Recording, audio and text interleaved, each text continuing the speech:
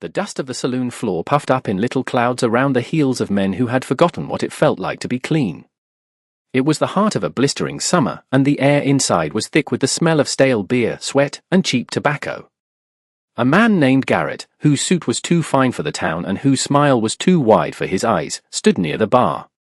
He was laying out a series of faded photographs like a hand of cards he couldn't lose. 50 of them, he'd announced, 50 chances for a lonely man to buy himself a wife, shipped in like dry goods. Laughter, coarse and ugly, followed his sales pitch. Men leaned in, pointing with grubby fingers, making crude assessments of jawlines and bosoms. It was a market of flesh, and the currency was loneliness and desperation. Then the batwing doors swung inward, casting a long, imposing shadow that swallowed the room whole. Silence fell like a dropped curtain. It was Abram. He was a man built of mountain rock and pine timber, with a cascade of dark hair and a beard that fell to the center of his chest. He didn't walk into a room, he occupied it, the sheer space he took up demanding respect that his quiet demeanor never asked for. His eyes, the color of a stormy sky, swept over the scene with a placid disinterest that was more intimidating than any open threat. Garrett, ever the opportunist, saw not a savage, but a customer. He slicked back his hair and approached the giant. Abram. A man like you shouldn't be alone in those hills. I have just the thing. 50 fine women, from back east. Take your pick, he gestured grandly to his display. Abram's gaze drifted over the photographs of tired-looking women posing stiffly in their Sunday best. He showed no reaction, his face a mask carved from granite.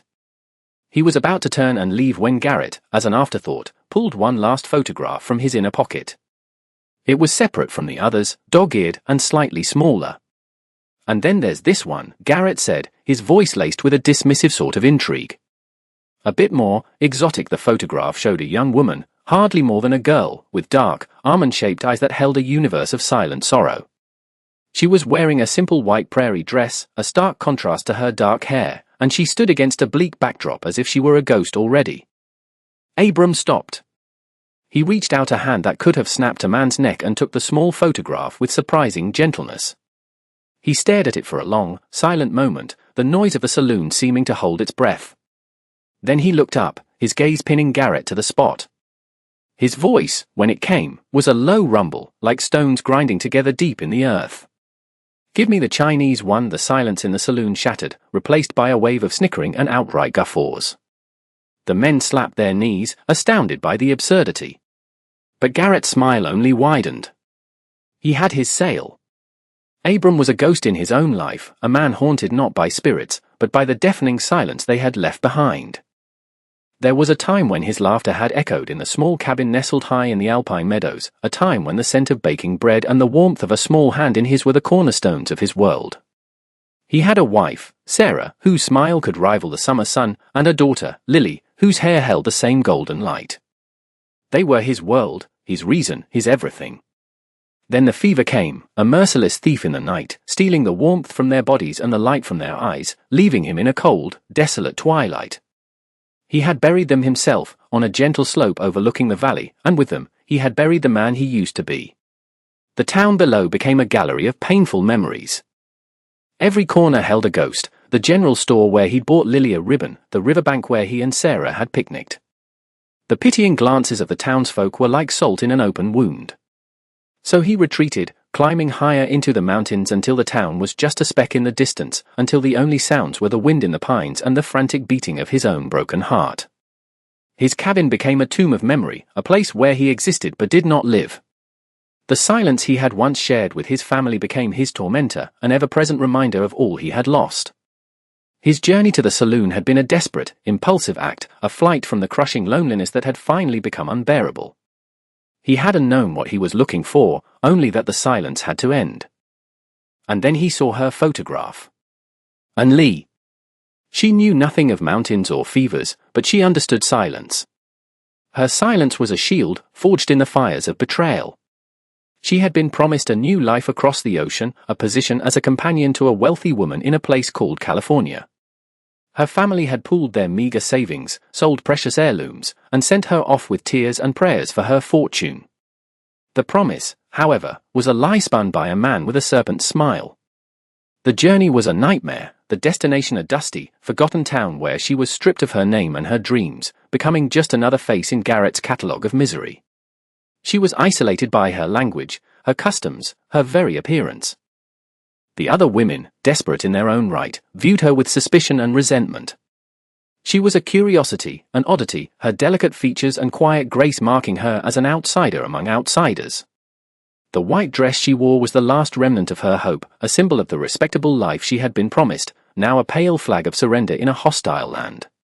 She waited in a small, stuffy room behind the saloon, listening to the raucous noise, her heart a cold, heavy stone in her chest. She had become a thing to be bought and sold, and her spirit had retreated deep within, to a place no one could touch. Garrett's oily voice cut through the haze of Unlee's despair. "You're up." Two rough-looking men flanked him, their presence an unspoken threat. She was led from the back room into the main thoroughfare of the saloon, and the world seemed to tilt on its axis. A wall of leering, unshaven faces met her gaze. The air, thick with smoke and malice, felt heavy in her lungs. She instinctively pulled her arms around herself, her knuckles white against the fabric of her dress. Her eyes darted around, searching for an escape that didn't exist, until they landed on him. He stood near the bar, a mountain of a man who seemed to block out the sun. He was immense, far larger than any man she had ever seen, and a primal fear fluttered in her throat. This was her buyer. This was her fate. The crowd parted as he took a step toward her. Abram didn't look at her body, as the other men did. His gaze met hers, and for a fleeting second, she saw not lust or ownership, but a profound, bottomless sorrow that mirrored her own. It was a flicker of recognition in a sea of hostility, a shared brokenness that was as terrifying as it was unexpected. He turned to Garrett, pulling a worn leather pouch from his belt. With a heavy thud, it landed on the bar, the sound of the gold dust inside silencing the remaining whispers. It was a king's ransom. "Is that enough?" Abram's voice was flat, devoid of emotion. Garrett's eyes widened greedily as he snatched the pouch. "More than enough," he smirked, his gaze sliding over Unlee with a renewed sense of possessive regret. "She's all yours. Do with her what you will." Unlee flinched as if struck. The words branded her, cementing her status as property.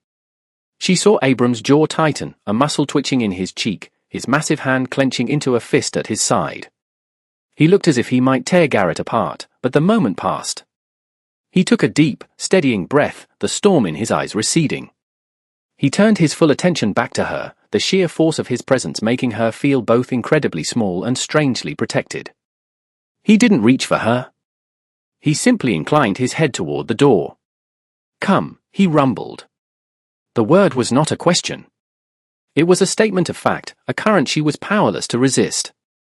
Trembling, Unlee took a hesitant step, then another, following the giant out of the suffocating heat of the saloon and into the blinding light of the afternoon sun. The laughter and jeers from within were a distant, fading sound, like the buzzing of insects. She had been sold. She had been bought. And now her life belonged to the silent mountain man. The journey began with the crunch of Abram's boots on the dry, dusty earth of the town's main street.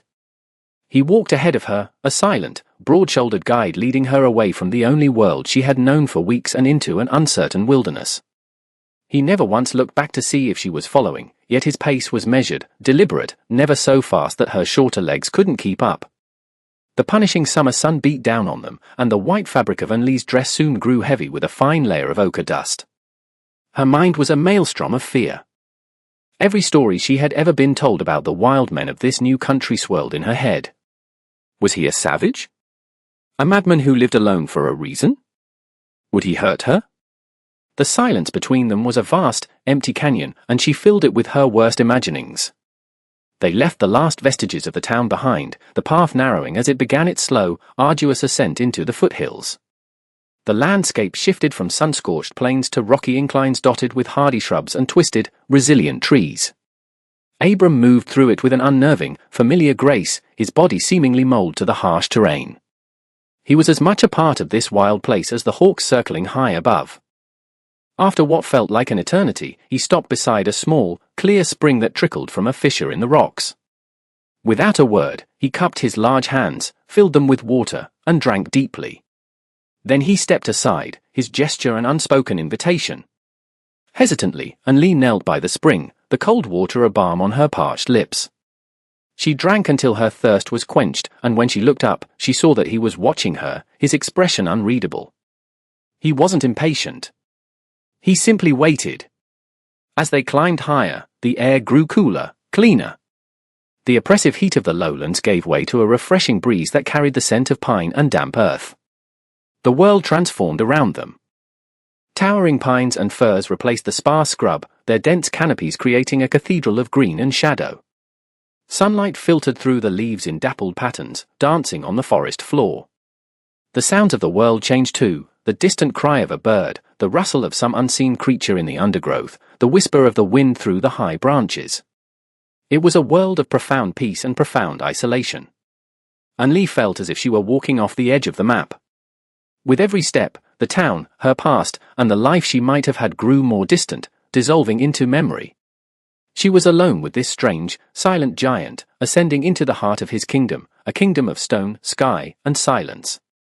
They arrived at the cabin as dusk was painting the sky in hues of purple and rose. It was nestled in a small meadow, surrounded by a sentinel ring of tall pines, a plume of smoke already rising from its stone chimney.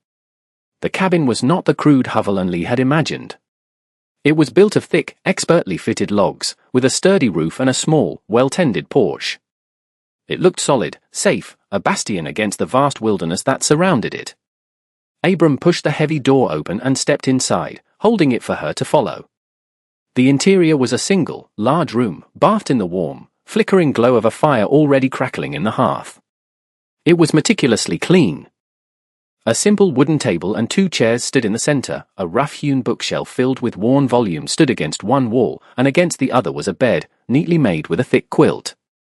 The sight of the single bed sent a fresh spike of fear through her. Abram seemed to read her thoughts. He gestured toward the bed with one large hand. "That is for you," he said, his voice a low murmur that was absorbed by the wooden walls. He then unrolled a thick bear pelt and a woolen blanket near the hearth, creating a simple pallet for himself on the floor. He would not be sharing her bed. A small measure of the tension in her shoulders eased. The first days passed in a ritual of quiet observation. Their lives orbited each other without touching. He would rise before the sun, his movements surprisingly quiet for such a large man, and disappear into the forest with his rifle. He would return hours later with game, which he would prepare with a quiet efficiency. Anli, desperate for purpose, for something to anchor her in this strange new reality, began to explore her small domain.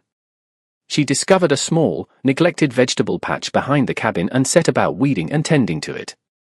She swept the floors, cleaned the single window until it shone, and took over the cooking, transforming his simple rations into flavorful stews using the wild herbs she found growing near the cabin. They rarely spoke. Their communication was one of gestures and actions. He would leave a brace of rabbits by the door, she would leave a bowl of hot stew on the table for his return.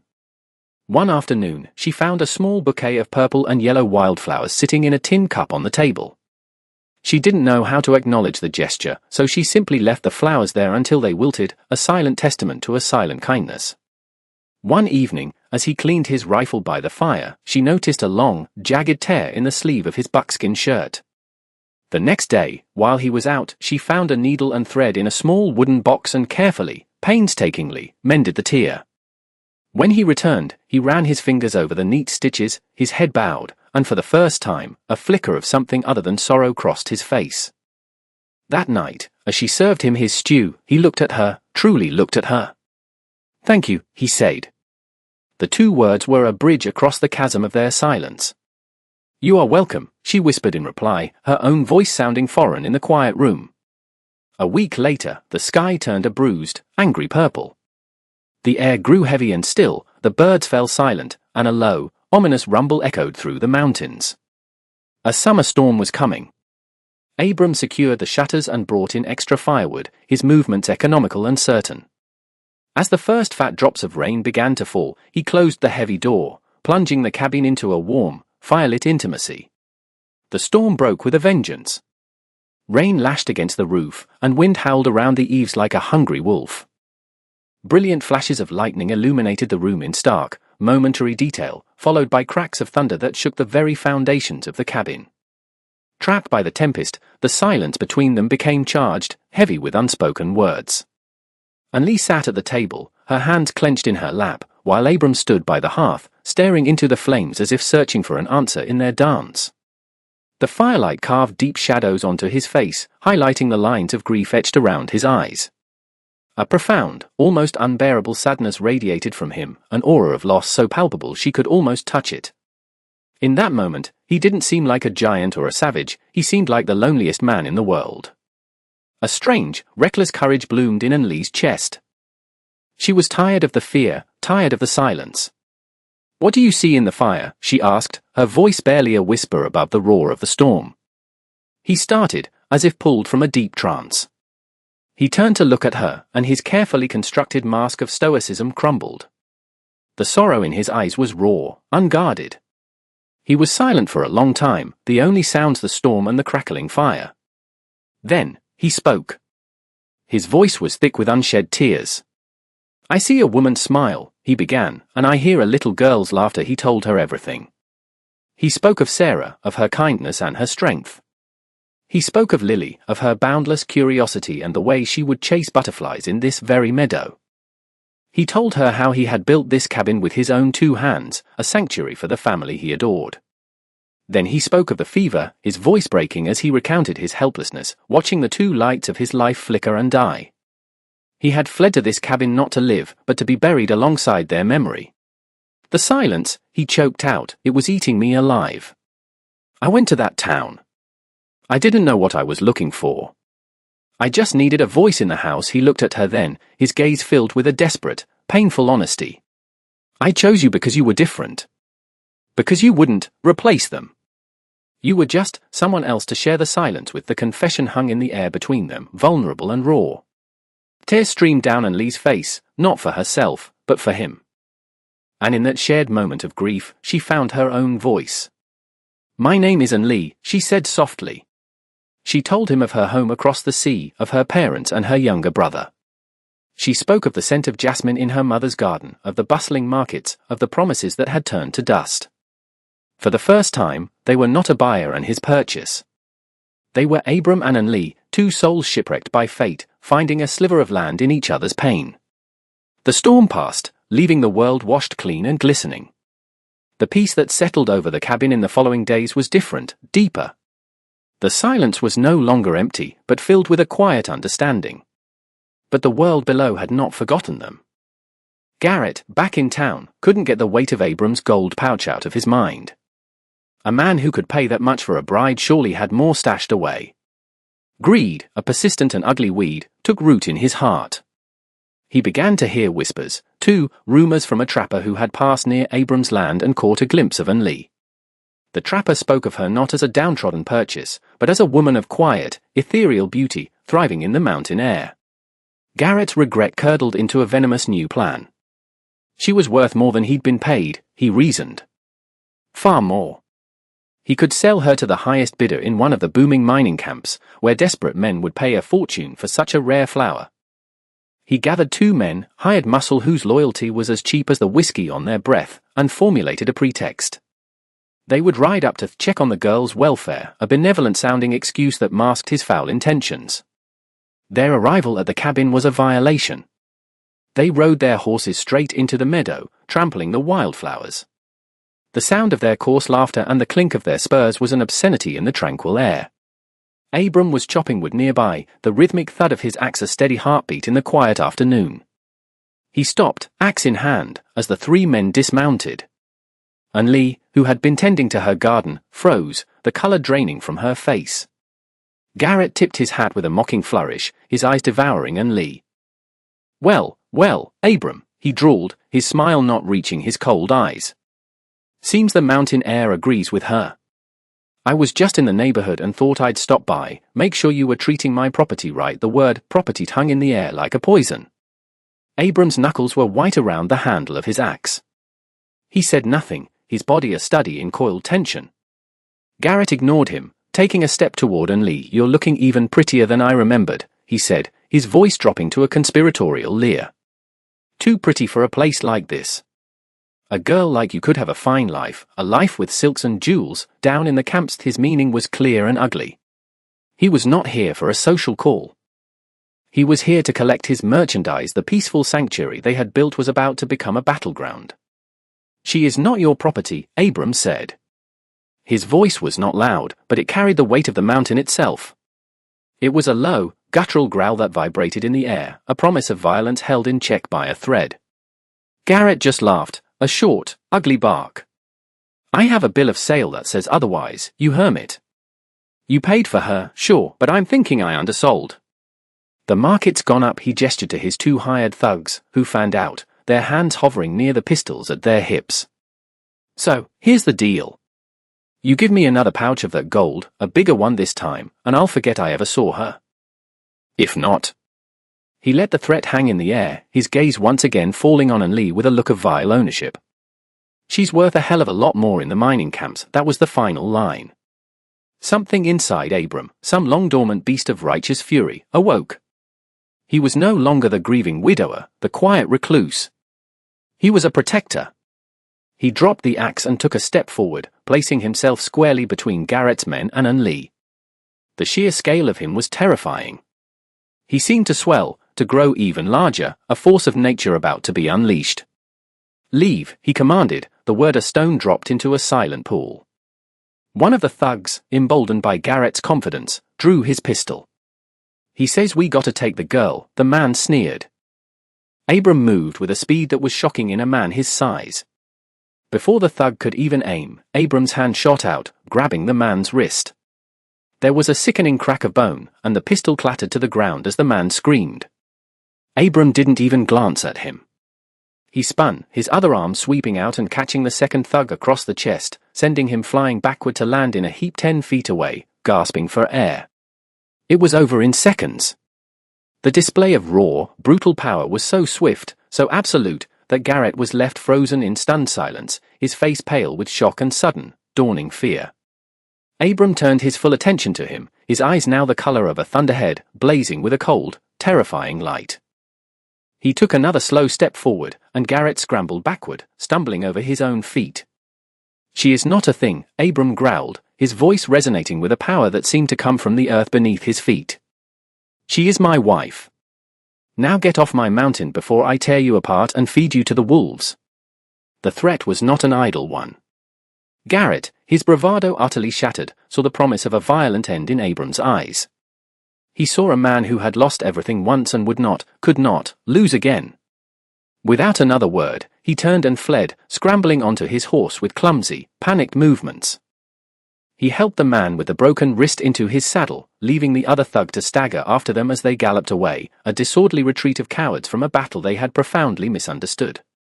The sound of their hoofbeats faded, and an intense, ringing silence descended upon the meadow once more. But this was a new kind of silence, charged and electric, humming with the aftermath of the confrontation. Lee stood rooted to the spot, her heart hammering against her ribs. She had seen Abram's grief, his kindness, his sorrow. But she had never seen this. This raw, primal power. This terrifying, beautiful ferocity. He had stood as a wall between her and the ugliness of the world. He turned to face her, the fury slowly draining from his features, replaced by an expression of deep concern. His chest was still heaving, and his eyes searched hers, not for gratitude, but for fear.